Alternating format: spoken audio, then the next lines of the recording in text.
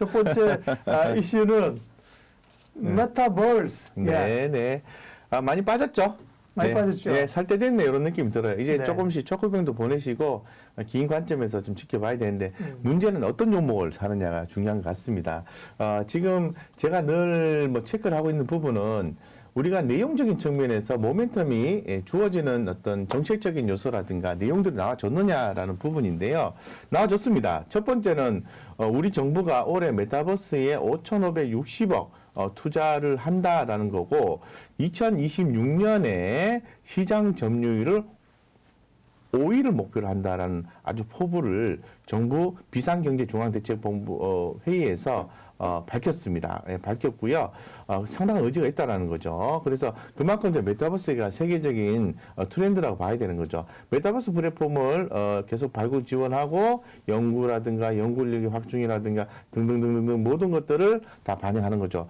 거기에서 잘 아시는 것처럼 최근에 마이크로소프트가 미국의 대형 게임 업체 액티비전 블리자드 687억 달러에 인수를 했죠. 상당히 큰 규모입니다. 인수를 했기 때문에 이 부분은 글로벌 메타버스 경쟁이 본격화된 것을 알리는 신호탄이지 않느냐라고 시장은 해석하고 있습니다. 그래서 외적인 요소와 내적인 요소가 확실하게 메타버스에 대해서 다시 관심을 가져야 돼요. 라고 얘기를 하고 있습니다. 진정한 메타버스에 관련된 종목이 우리나라에는 어떤 종목이 있을까요? 퀘스천 마크. 하지만 그래도 관련돼서 움직인 종목들이 있습니다. 맥스트, 이노뎁, 주연테크, 자이언스텝 등등등.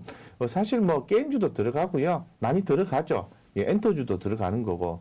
근데 최근에 이런 종목들의 어떤 횡보에 대해서 서서히 바닥권에서 움직임이 나와주고 있다는 거 좀 확인을 좀 해보실 필요가 있을 것 같고, 지금 뭐 메타버스는 아니지만 메타버스 하면 또 NFT와 관련되는 거잖아요. 그래서 최근에 컴투스 홀딩스라든가 네오이즈 홀딩스의 주가 흐름이 살짝 움직여지는 모습이 포착이 됐거든요. 그래서 조금 더 보자라고 아침에 좀 말씀드렸잖아요. 좀 보시면서 대응하시면 좋지 않겠나 싶습니다. 네. 네. 메타버스도 사실 성장주가 지금은 인기가 없는 구간이기 때문에요. 네, 시간이 좀 네. 걸리는데 말씀하신 것처럼 마이크로소프트가 블리자드 인수권이 나오면서 다시 확 살아났습니다. 메타버스가 역시 세상을 바꾸는 거구나. 이게 보통이 아니구나라는 게 네. 검증이 된 거고요. 네, 네. MS는 원래 게임 분야가 있었더군요. 그러니까 이제 마이크로소프트가 있었는데 그쪽을 중점적으로 이제 밀고 나가겠다는 그런 얘기였고요. 메타버스 관련주 가운데는 일단 지난번에도 많이 말씀하셨던 이제 자이언트 스텝은 네, 네. 이제는 조금 살 자리가 온 것 같고요. 무상증자 그때 100% 무증을 했거든요. 그렇습니다. 그게 기본적으로 그렇습니다. 안 나오고 이 주식이 물량에도 불구하고 날 버리고 갈 수도 있지만 통상은 물량 네. 나오고 밀 것 같다. 그래서 네, 네. 그때가 한 8만 원대에서 7만 원, 지금 이제 5만 원이 깨졌으니까요. 지금 돌아서는 거는 이제 괜찮아 보이고요. 네. 그다음에 뭐 덱스터 위지 여기가 3인방이고요. 정부 오늘 이제 그 기사 났잖아요. 정부에서 투자한다. 정부 얘기 뭐 나올 때는 제일 관련되는 게 맥스트입니다. 그러니까 시장이 다 아는 거예요. 왜냐하면 정부 과제 이런 거 제일 많이 하는 데가 맥스트고요. 네. 정부에서 그 컨소시엄에 들어가 있는 데가 맥스트고 그 메타버스의 그 메타버스 앱을 파는 거죠. 플랫폼을 파는 거예요. 맥스트고 네. 그 다음에 제가 이렇게 많이 얘기하고 있죠? 얘기하고 들으려고. 괜찮습니다. 괜찮습니다. 메타버스는 이제 관심은 또 뭐냐면, 이런 메타버스 플랫폼이나 뭐 VFX 많이 올랐는데, 돈 벌려면 시간 걸린다며, 그러니까 기기 쪽에 가는 거잖아요. LG노텍이나 오늘 예를 들면, 오르는 것들, 그죠? 기기 이런 쪽으로 이제 오르는 거고요. 네, 네, 네. 메타버스 탑픽, 그런 말씀 주세요. 뭐 탑이라기보다는 뭐 자이언트 스텝을 좀 설명을 좀 드려야 될 것 같아요. 그래서 먼저 그죠 차트를 좀 열어놨습니다. 한번 제가 스토리를 가지고 한번 설명을 드릴게요. 자, 메타버스가 2021년 10월 달부터 급등이 시작이 되었습니다. 그래서 왜 급등하지 했는데 알고 봤더니 유무상증자 발표를 했어요. 그래서 여기서 유상증자의 권리가 나왔습니다. 근데 참 재밌는 것은 유상증자의 비중이 유상증자라서 시장에서 자금 조달하는 거잖아요. 네. 충격을 줄 수 있잖아요. 유상증자의 비율이 너무 굉장히 작았어요.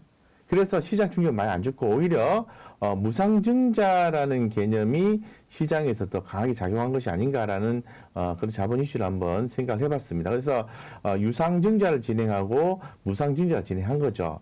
그러면서 1월 7일인가요? 1월 7일 겁니다. 아마 1월 7일이 한번 확인 한번 해보겠습니다. 자이언트 스텝 공시 내용을 확인해 보면은 무상증자 추가물은 1월 7일입니다. 상장일이. 네, 그래서 1월 7일 날 물량이 나온 거죠. 유증받고 그게 무상증자 해가지고 또 물량이 늘어서 1월 7일 날 나오니까 당연히 주가가 밑으로 쭉 밀리는 거죠. 그죠? 근데 항상 말씀드리지만은 기대감이 있는 기업은요, 자, 유상증자를 해서 자금 확보했어요. 그리고 주주 환원 정책을 통해서 주주를 달랬어요. 신뢰감을 쌓았습니다. 그래서 상장이 되니까 주식이 나오니까 주가가 확 눌리잖아요. 그러면 때가 되면 반등하게 돼 있어요. 근데 우리가 한번 생각해봐야 될 스토리가 있어요. 아니, 자이언트 스텝은 임직원들이, 제가 보여드릴게요. 임직원들이, 아니, 권리를 다 팔았대. 여기 기사 나와 있죠. 기사 나와 있습니다. 다 팔았대. 경영진이 팔았는데 자이언트 스텝은 유중에 개미들은 물렸다. 이런 기사가 나왔는데 요거는 조금 제가 그래서 증자에 참여 포기한 임직원들이 신주 인수권을 팔아서 193억을 챙겨서 우리 사주 정리하기도 이런 기사가 나왔는데 요거는 요 개념이 아니라요. 요건 조금 해석이 좀 필요한 부분입니다. 요 신주 인수권 증서 팔고 그냥 챙기고 도망가는 개념이 아니라 우호 세력이 신주 인수권 증서를 인수를 했어요. 결론적으로 확인해 본 결과 인수를 했기 때문에 그 세력들이 자이언트 신주 인수권 인수한다는 것은 프리미엄을 주고 인수를 한다는 거거든요. 그러면은 프리미엄 주고 돈을 주고 샀어. 그럼 어떤 권리가 주어져요? 돈 내고 주식을 받을 수 있는 거예요. 그죠? 맞잖아요. 옵션이니까, 옵션을 산 거니까. 그래서 옵션을 사가지고 유상증자에 참여를 해서 주식을 받은 거예요. 그럼 그들이 왜, 프리미엄에 돈을 주고, 누군가는 챙겨가고, 누구는 프리미엄 사고, 유상증자한테 돈 내고 주식을 확보했을까요? 성장을 위해서 확보를 한 거죠. 자, 그런 걸로 해석이 되는 거고, 그래서 자이언트 스텝은 앞으로 스토리가 남아있다라고 우리가 생각을 해볼 수 있습니다. 그래서 지금 현재 그 자이언트 스텝에 대해서 전체적으로 해석을 해야 되는 부분은 재무구조, 유상증자는 재무구조 개선 목적이 아닌 중장기적인 성장 재원 마련 목적으로 진행됐고요. 회사의 성장 가치가 주식 가치 희석 요소보다 강력할 것으로 시장에서는 평가를 하고 있습니다. 그래서 이번 유상증자의 대주주가 일부 참여 계획이면서도 신규 SI 전략적 투자자가 구주주의 신주 인수권 확보, 이게 중요해요. 확보해서 근본 유상증자에 참여를 했고요. 동사는 신규 주주로 참여한 기업들과 여러 공동사업을 진행할 계획. 이거를 확보하기 위해서 신주 인수권의 거래가 있었다는 거죠. 그래서 쭉 나와 있습니다. 이런 사업들을 쭉 하고 이 파트너사와의 협력 관계를 유지하고 시너지를 극대화할 것으로 기대가 된다. 상당히 중요한 포인트죠. 그래서 그렇다면은 이들이 자이언트 스텝의 주가를 빠지지를 않기를 원한다면은 이들은 뭔가 자이언트 스텝과 함께 일을 해야 되는 거예요. 그에 대한 기대감이 살아있기 때문에 자이언트 스텝은 이렇게 살짝 반등이 나오는데 수급은 그래도 지금은 조금 약해요. 예, 조금 약한데 개인 수급만 들어오고 기관 수급은 별로 안 들어오잖아요. 그죠? 예, 별로 안 들어오지만은 서서히 주가는 하방을 확보하고 있는 과정이 있습니다. 그래서 이런 것 같은 경우에는 뭐 짧은 관점보다는 긴 관점에 시간을 두고 조금씩 담아가는 그런 전략을 취한다면은 제가 보았을 때는 자이언트 스텝은 먹는다 이렇게 되는 거예요. 자, 어떤 사례가 있을까요? 제가 이녹스 첨단 소재라는 종목을 계속 말씀을 드렸는데 이녹스 첨단 소재가 보시면 주가 열심히 가고 있죠. 아주 열심히 가고 있죠. 일반적인 차트로 제가 똑같은 개념으로 설명드릴게요. 문제로 중요한 건 뭐냐면 성장성이 확보가 되어 있느냐예요. 자, 보세요. 똑같은 스토리를 볼 수 있는데 이녹스 첨단 소재는 OLED 관련된 업종입니다. 무상증자가 있습니다. 신주가 상장이 되었습니다. 주가 약합니다. 그런데 올해 OLED의 성장이 원년해라고 얘기합니다. 그래서 이렇게 헤매다가 정고점 뚫으면서 계속 가고 있어요. 그래서 기존에 여기서 사신 분이 우리 갑부님들 좀 힘들어 하셨는데 결국은 14% 먹고 팔았는데 여기서 장장 매매를 추가로 3번을 더 했어요. 4%도 먹고 5%도 먹고 3%도 먹고 해서 결론적으로 수익률은 이녹스 첨단소에서 25% 정도 수익을 챙겼다는 거죠. 핵심은 이거예요. 무상증자 하고 난 뒤에 주가가 힘든 과정이 있지만은 성장성만 확보한다면 주가는 계속 갈 수 있다.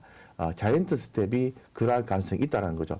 따라서 빠졌을 때 자이언트 스텝은 기회다라고 해석을 하시면 될 것 같습니다. 그래서 한 번 사고 빠졌는데 유유하지 마시고 또 사주면 되지 이렇게 생각하시면 돼요. 또 신주이수권 증서 넘겨서 먹튀한 게 아니다라는 거죠. 신문 기사처럼 먹튀한 게 아니라는 거예요. 새로운 파트너들이 들어왔다라는 거예요. 그 부분에 집중하시면서 투자하시면 네. 메타버스 이슈가 성장하는 한 자이언트 스텝은 성장할 가능성이 있다. 왜냐? 자금도 확보했으니까. 네, 그렇게 말씀드리겠습니다. 네.